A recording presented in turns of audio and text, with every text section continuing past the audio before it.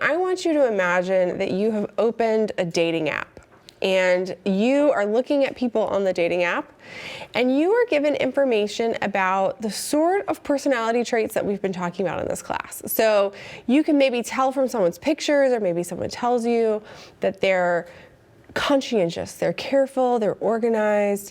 Their pictures have lots of friends in them, so you can guess that they're pretty extroverted. Maybe some of their pictures are of them going to a museum, so you guess that maybe they're open to experience. How well do you know someone based on just that information, just the information about their dispositions or their traits? Do you know enough to make a decision about whether you were gonna, swipe right, swipe left? Do you have enough information to know whether or not you'd be willing to spend a whole meal with that person, a whole weekend with that person, a whole lifetime with that person?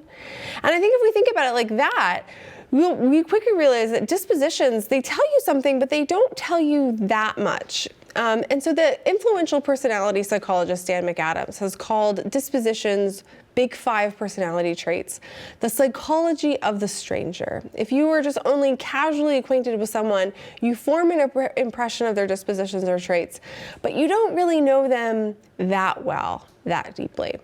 Another way to think about this is that dispositions and traits are evident really early in life. So when I look at my baby daughter, she's 3 months old, I can tell something about her dispositions. I can see that she enjoys low stimulation over loud noises or bright lights. I can tell that she's generally positive in her affect, that she's easily soothable.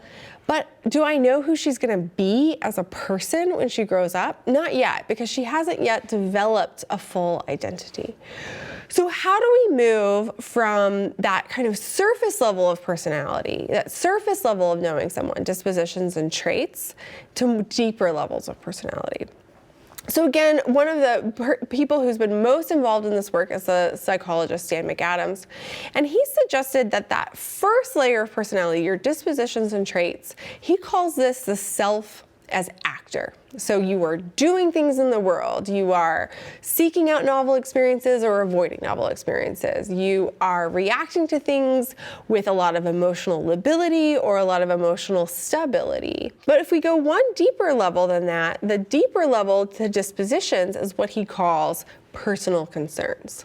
So instead of just the self as actor, this is the self as agent, the self that has goals, has roles, and has values.